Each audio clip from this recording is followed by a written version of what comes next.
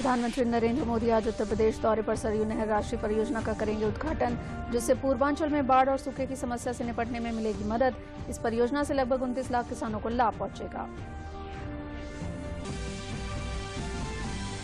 मेरठ में पश्चिमी उत्तर प्रदेश के 14 जिलों के बूथ अध्यक्षों के सम्मेलन में भारतीय जनता पार्टी के राष्ट्रीय अध्यक्ष जेपी नड्डा करेंगे संवाद।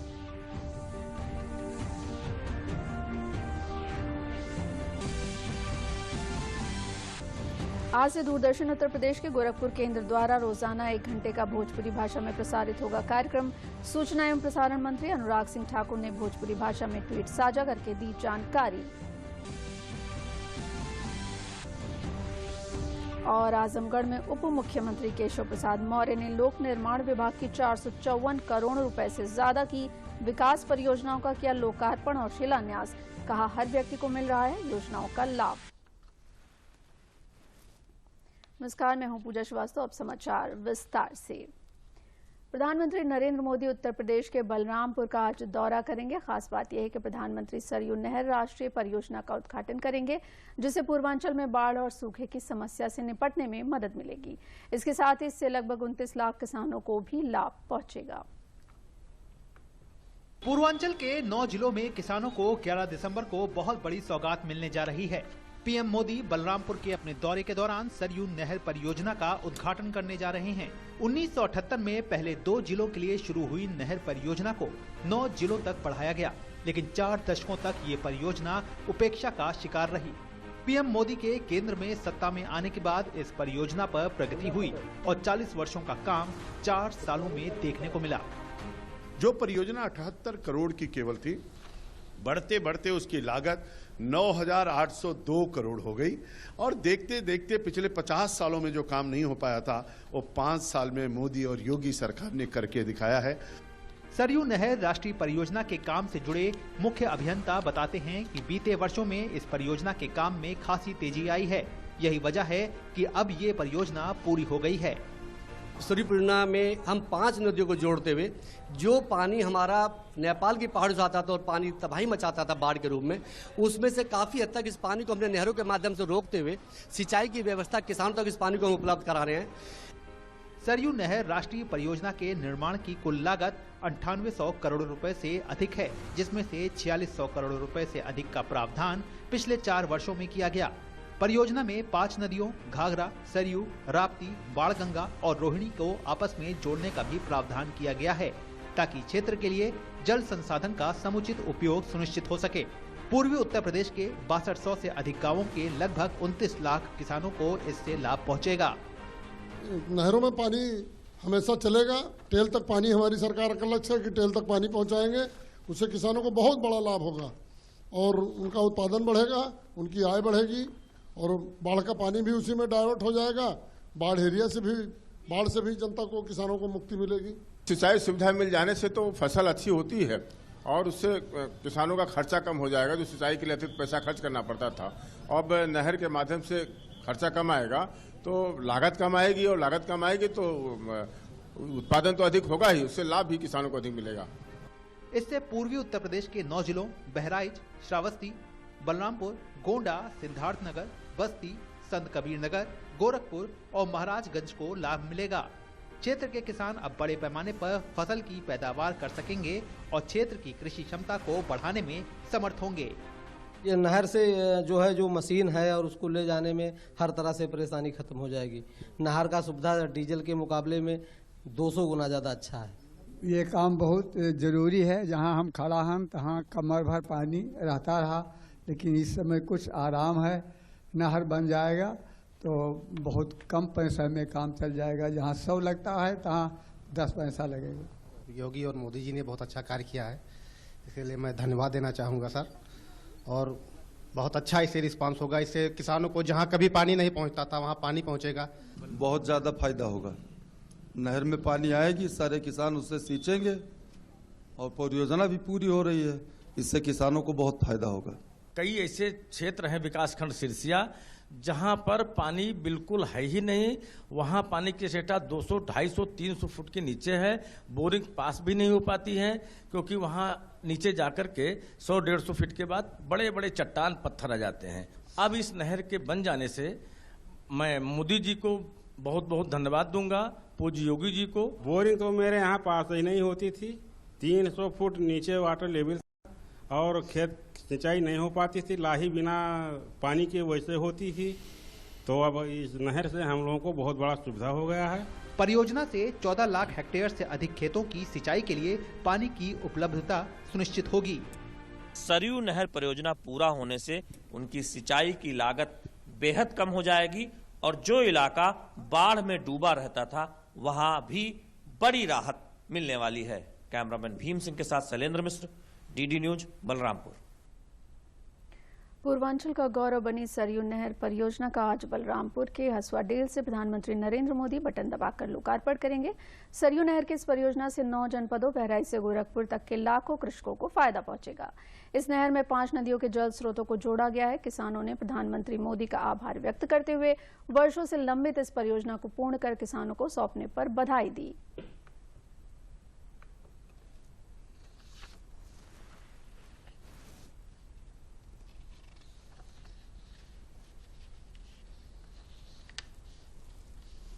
जो इस परियोजना से हमें पानी की असुविधा होती थी वो पूर्ति मिलेगी, हमारे किसानों को उचित समय पे सिंचाई का लाभ होगा और जिससे फसल का हमारा उत्पादन अच्छा होगा।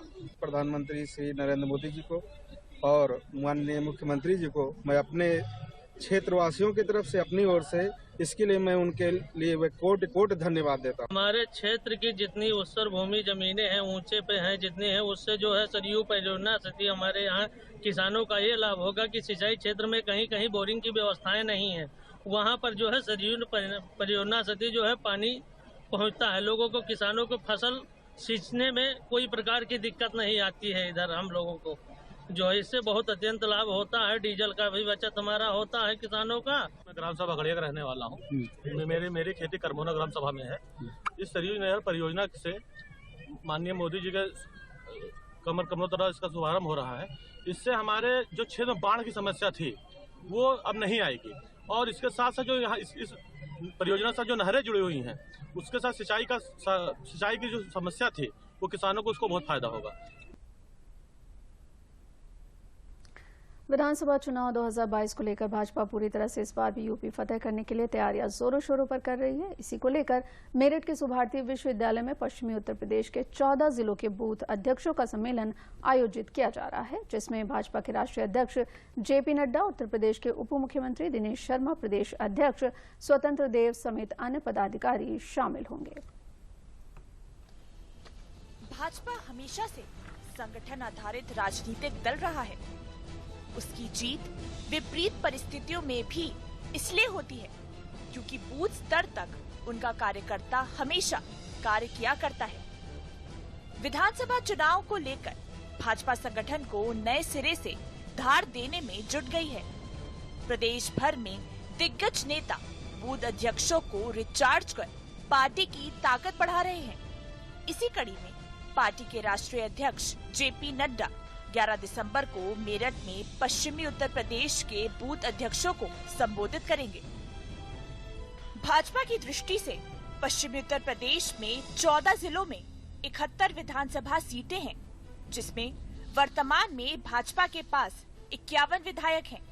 लेकिन 2022 विधानसभा चुनावों में सपा रालोद के गठबंधन की वजह से चुनावी लड़ाई कड़ी हो गई है।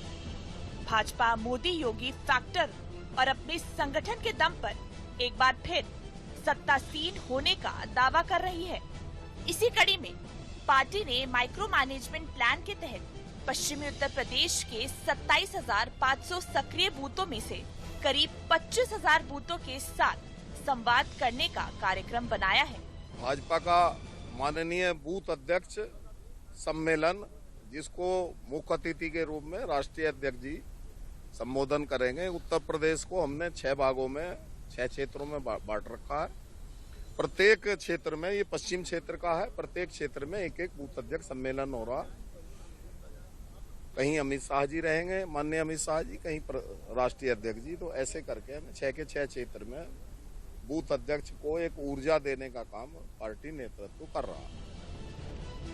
अन्य दलों में और भाजपा में केवल यही अंतर है कि भाजपा अपने कार्यकर्ताओं की ताकत पर खड़ी पार्टी है, जबकि अन्य दल संगठन से अधिक माहौल और राजनीतिक नेताओं पर भरोसा करते हैं।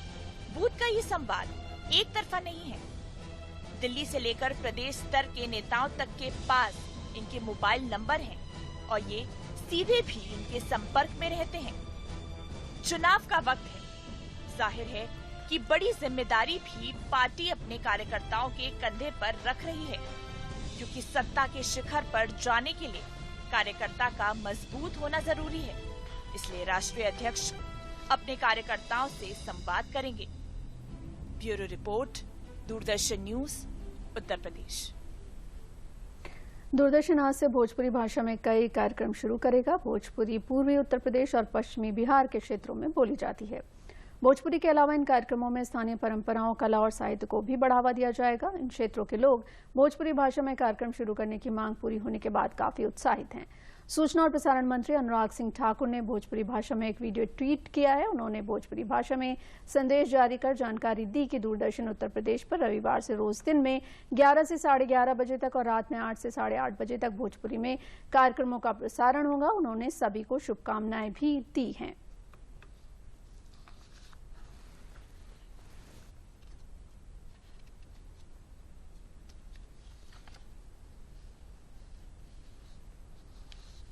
भोजपुरिया भाषा भाई लोगन, अनुराग सिंह ठाकुर के सादर प्रणाम। हम सबे खातिर बड़ा खुशी के दिन बाटे। 11 दिसंबर से रोज दिन में 11 से 11:30 बजे तक और रात 8 बजे से 8:30 बजे तक दूरदर्शन उत्तर प्रदेश पर रउआ सबे आपन माटी के बोली भोजपुरी के कार्यक्रम देखब जा। भोजपुरी बोली के मिठास के ता सब केहू कायल बा, ओकरे पर जब भोजपुरिया गीत गवनई आपन क्षेत्र के थाती पर आपन सामाजिक सांस्कृतिक मूल्यन के मुताबिक कार्यक्रम देखे के मिली ता ऐसे बड़वर और का बात हो कि हम रउआ सबे के आश्वस्त करत बानी जाकि दूरदर्शन गोरखपुर से जवन भोजपुरी कार्यक्रम प्रसारित होगी ओमे रउआ सबे भोजपुरी माटी के साद गंध जरूर महूस कर आजा। ए अवसर पर हम रउआ सबे के आपन हार्दिक शुभकामनाएं देत बानी जा। जय हिंद, जय भारत। प्रधानमंत्री नरेंद्र मोदी का ड्रीम प्रोजेक्ट काशी विश्वनाथ धाम का पुनर्निर्माण और सौंदर्यीकरण अंतिम चरण में है। 54,000 वर्ग मीटर में पहले काशी विश्वनाथ धाम का निर्माण काम 2 चरणों में पूरा किया जा रहा है। पुनर्निर्माण के बाद बाबा विश्वनाथ धाम अपने नए और भव्य स्वरूप में दिखेंगे।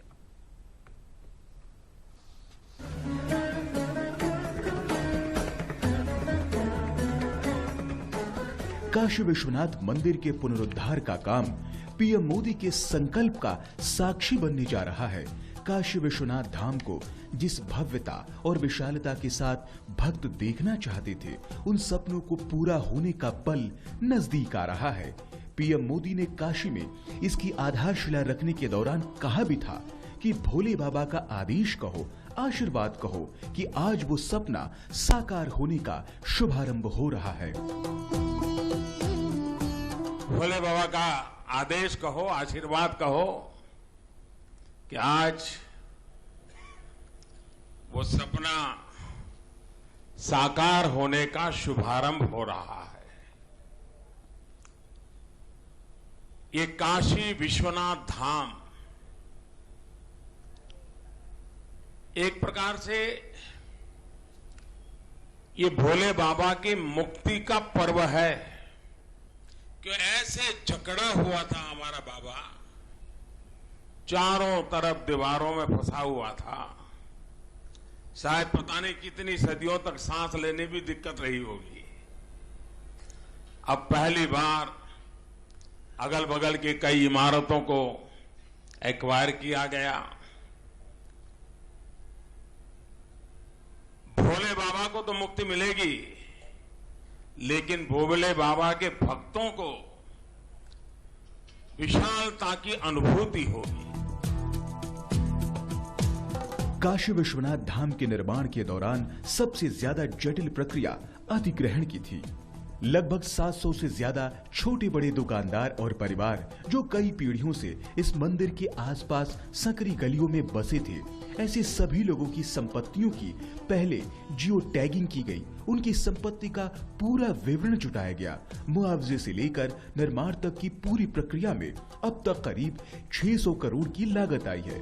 काशी विश्वनाथ धाम के पुनर्निर्माण के होने जा रहे लोकार्पण की भव्य आयोजन ने काशी के धार्मिक पर्यटन को भी पंख लगा दिए हैं। 54,000 वर्ग मीटर में फैले काशी विश्वनाथ धाम के लोकार्पण महोत्सव को भव्य स्वरूप दिया जाएगा।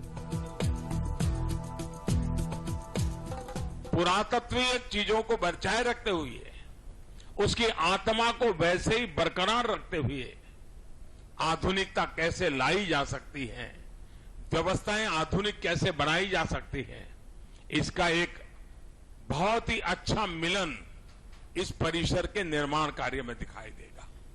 ये काशी विश्वनाथ धाम, काशी विश्वनाथ मंदिर के आसपास का पूरा परिसर के रूप में जाना जाएगा और गंगा मां तक हमें ये परिसर ले जाएगा। ये धाम हमें मां गंगा से जोड़ेगा। इससे पूरे विश्व में काशी की एक नई पहचान बनने वाली है।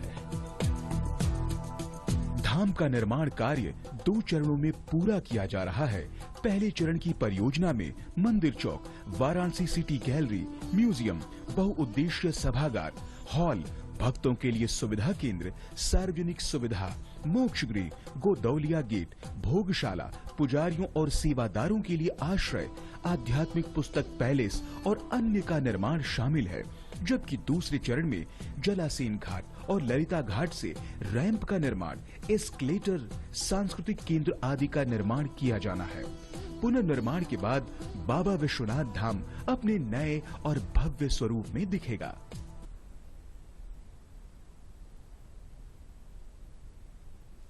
आजमगढ़ में उप मुख्यमंत्री केशव प्रसाद मौर्य ने लोक निर्माण विभाग के 454 करोड़ रुपए से ज्यादा की 242 विकास परियोजनाओं का लोकार्पण और शिलान्यास किया। इस अवसर पर उप मुख्यमंत्री ने कहा कि विकास कार्यों के लिए आजमगढ़ प्राथमिकताओं में है। हमारी सरकार ने आजमगढ़ को महाराजा सुहेलदेव के नाम से विश्वविद्यालय दिया। भाजपा सरकार गरीब से भेदभाव नहीं करती। जो योजनाएं जिनके लिए बनती हैं, उनको उन योजनाओं का लाभ मिलता है। जनपद आजमगढ़ के अंदर लोक निर्माण विभाग की अनेक सड़क परियोजनाओं का लोकार्पण शिलान्यास का कार्य हुआ है, जिसमें लोकार्पित जो कार्य किए गए हैं ऐसे 60 काम हैं जिनकी लागत 242 करोड़ 99 लाख रुपए।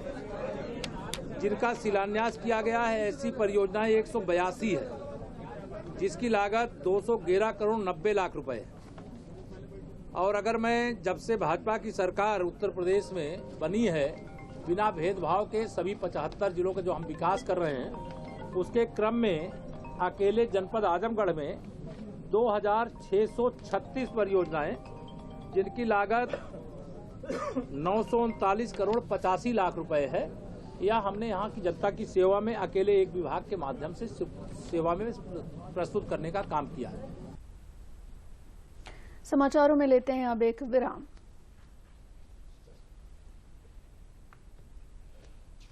Hey girls! Hi! Congratulations! आज तो पार्टी चाहिए। पहले चैंपियन के साथ सेल्फी लेंगे। आइडिया, यही करते हैं पार्टी। Pizza party. ये चल अपना कार्ड और पिन दे। मेरे कार्ड की डिटेल्स मैं खुद ही डालूंगी। आरबीआई कहता है अपना पिन, ओटीपी, सीवीवी या इंटरनेट बैंकिंग पासवर्ड किसी के साथ शेयर ना करें। ऑनलाइन बैंकिंग सिर्फ अपने कंप्यूटर, मोबाइल और सिक्योर नेटवर्क से करें। बाय गर्ल्स, कहाँ जा रही है? सुना नहीं? No sharing. आरबीआई कहता है जानकार बनिए, सतर्क रहिए।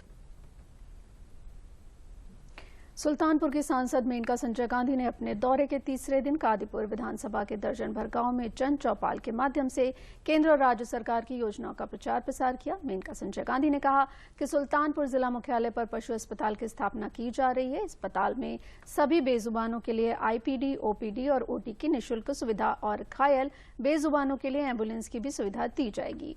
श्रीमती गांधी ने गरीब परिवारों के लिए दी जा रही पीएम आवास योजना को 2024 तक बढ़ाने के लिए केंद्रीय कैबिनेट की मंजूरी का स्वागत किया।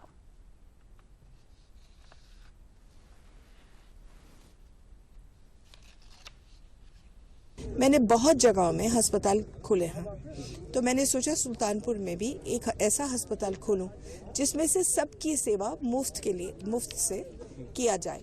पिछली दफ़ा जब मैं थी तो मैंने बरेली में बनाया था एक, फिर अन्य जगहों में तो मैं चलाती ही हूँ, लेकिन उसी तरीके से मैं एक अनोखा बना रही हूँ यहाँ, ताकि एक मिसाल बन करके लोग सीखें। सब हर जानवर के लिए अलग अलग, एक आईपीडी, एक ओपीडी, एक ऑपरेशन थिएटर, ये सब मैं बनाऊंगी। खेलो इंडिया फिट इंडिया के अंतर्गत ग्रामीण अंचलों में छुपी प्रतिभाओं को निखर कर सामने लाने के उद्देश्य से शुरू की गई सांसद खेल स्पर्धा का शुभारंभ कन्नौज जिले के भाजपा सांसद सुब्रत पाठक ने किया। इस दौरान सांसद सुब्रत पाठक ने सांसद खेल स्पर्धा में प्रतिभाग करने वाले खिलाड़ियों से मुलाकात की। मीडिया से बात करते हुए सांसद ने कहा कि जनपद में सांसद खेल स्पर्धा दूसरी बार कराई जा रही है। ये खेल उत्सव 1 महीने तक चलेगा। उन्होंने कहा कि जब बच्चे खेलेंगे तो स्वस्थ और फिट रहेंगे और आगे बढ़ेंगे।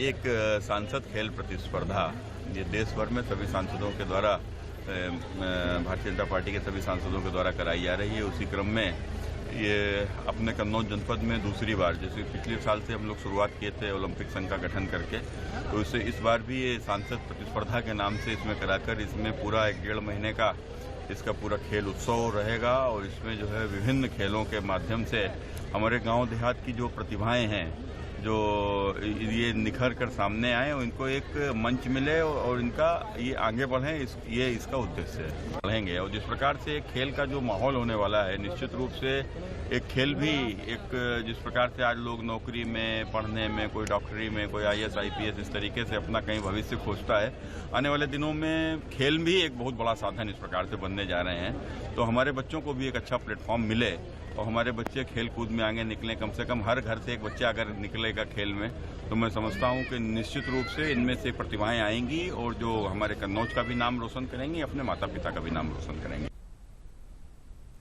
आज के छात्र ही भविष्य के भारत की प्रगतिशील तस्वीर को साकार करेंगे। इस विषय पर डाक विभाग द्वारा आजादी के अमृत महोत्सव के तहत पोस्ट कार्ड अभियान की शुरुआत की गई है। इस अभियान के माध्यम से अपने विचारों को अभिव्यक्त करने के लिए डाक विभाग ने एक राष्ट्रीय स्तर का प्लेटफॉर्म तैयार किया है, जिसके तहत 1 दिसंबर से 20 दिसंबर तक इस पोस्ट कार्ड अभियान को चलाया जा रहा है, जिसमें देश के सभी बोर्ड के संबद्ध विद्यालयों, नवोदयों तथा केंद्रीय विद्यालय के छात्र छात्राएं हिस्सा ले रहे हैं, जो अनसंग हीरोज ऑफ फ्रीडम और माई विजन फॉर इंडिया 2047 पर पोस्ट कार्ड लिखकर प्रधानमंत्री को संबोधित कर रहे हैं।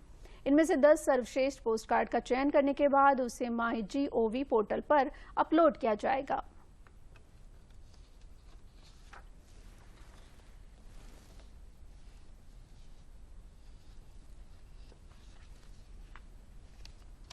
देश की आज़ादी के 75वें वर्ष को हमारा देश आज़ादी के अमृत महोत्सव के रूप में मना रहा है और डाक विभाग इस अवसर पर एक पोस्ट कार्ड लेखन अभियान शुरू किया है, जिसमें लगभग 75 लाख पोस्ट कार्ड माननीय प्रधानमंत्री जी को 2 विषयों पर लिखा जाना प्रस्तावित है, जो कि 4th क्लास से और 12वीं क्लास के बच्चे लिखेंगे।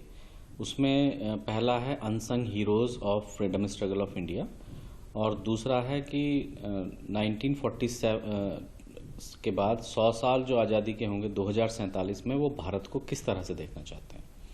इन 2 विषयों पर बच्चे पोस्ट कार्ड लिख रहे हैं और उत्तर प्रदेश के साथ साथ पूरे भारतवर्ष में ये अभियान चलाया जा रहा है। उसके साथ साथ जो CBSE के विदेशों में स्कूल हैं, उसमें भी इस पोस्ट कार्ड प्रतियोगिता का आयोजन किया जा रहा है। बच्चे बहुत रचनात्मक विचार रखते हैं, मौलिक विचार रखते हैं, तो इन विषयों पर उनके विचार प्रधानमंत्री जी को पहुंचाने के लिए डाक विभाग ने यह अभियान शुरू किया हुआ है। बुंदेलखंड के अति पिछड़े जनपद हमीरपुर में बेरोजगारों को रोजगार दिलाने के उद्देश्य से वृहद रोजगार मेले का आयोजन किया गया, जिसमें मल्टी स्टेट कंपनियों ने 230 बेरोजगारों को रोजगार दिया। सेवा योजना अधिकारी अमित कुमार ने बताया कि 10 दिसंबर को मुख्यालय में रोजगार मेले का आयोजन किया गया, जिसमें प्रतिभाग करने के लिए अभ्यर्थियों ने सेवा योजना पोर्टल पर ऑनलाइन रजिस्ट्रेशन कराया था।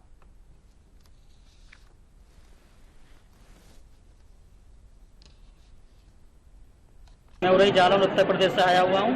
मुझे यहाँ पता लगा था कि यहाँ पर मेरा रोजगार लगने वाला, हिंदुस्तान यूनिलीवर कंपनी आने वाली है तो मैं भी ITI हूँ और 1 साल का मैंने एक्सपीरियंस हिंदुस्तान यूनिलीवर लिमिटेड से किया हुआ है और मैं भी यहाँ इंटरव्यू देखता हूँ। क्वालिफिकेशन अपनी अब लगा दी है यहाँ पर और इंटरव्यू देने जाता हूँ, हो सकता है मेरा हो जाए, इसी से आता तो मैं यहाँ पर आया हूँ।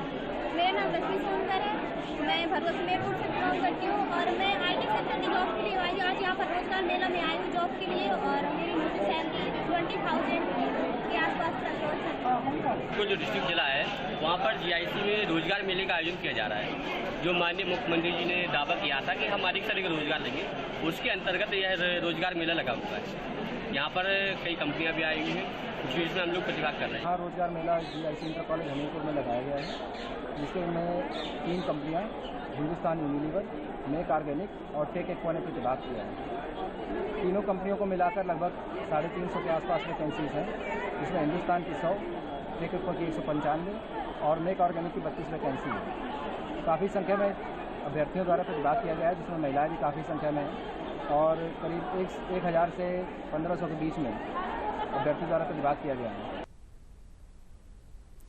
जनपद अलीगढ़ में स्वीप कार्यक्रम के अंतर्गत मतदाता जागरूकता के लिए विशाल मशाल रैली का आयोजन किया गया, जिसमें खिलाड़ी, विद्यार्थी, NCC कैडेट्स, अध्यापक, दिव्यांगजन, आंगनबाड़ी कार्यकर्ता समेत लगभग 30,000 लोगों ने प्रतिभाग किया। 150 ग्राम पंचायतों से होती हुई अहिल्याबाई होलकर स्टेडियम पर इस रैली का समापन हुआ, जहां सांस्कृतिक कार्यक्रम समेत मतदाता जागरूकता के कार्यक्रम किए गए।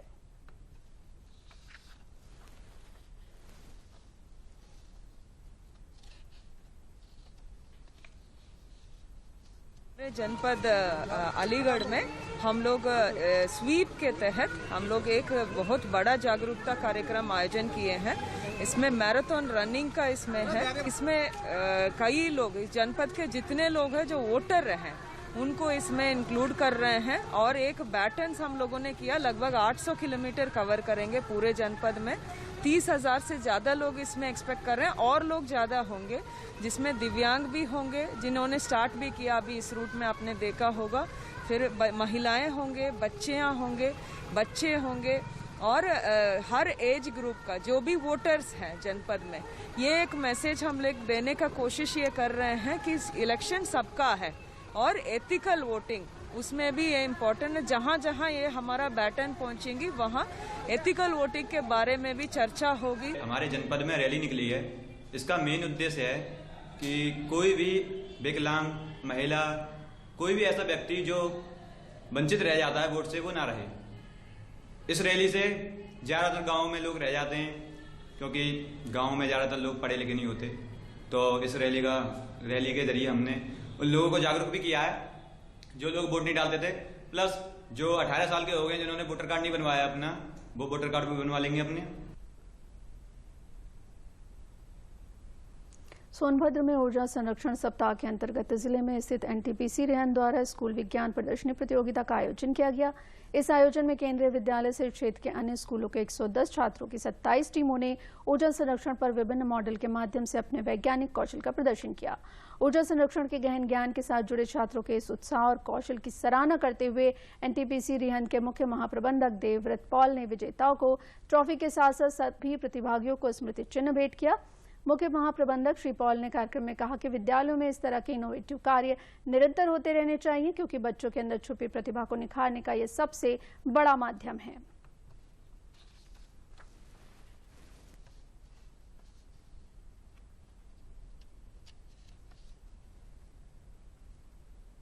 बट मैं चाहता हूं ये जो आप लोग ने जो भी काम किए वो अच्छा काम किया। Thanks to all of the team. ये सिलसिला जारी रहे, आगे आप लोग करते रहिए। आप लोग स्कूल से भी मैं रेस्पेक्टिव प्रिंसिपल्स जो आगे यहाँ उपस्थित है उनसे रिक्वेस्ट करता हूँ, स्कूल में ये जो सिलसिला आगे बढ़ाते रहिए। स्कूल में एनुअल डे में लोगों को मॉडल बनाने का प्रोत्साहन दीजिए, क्योंकि आगे हम लोगों को बच्चों को इसी मॉडल से आइडिया आएगा, इसी मॉडल से एंटरप्रेन्योर बनेगा, इसी मॉडल से देश को आगे बढ़ने का मदद मिलेगा। इसी के साथ समाचार समाप्त हुए। नमस्कार।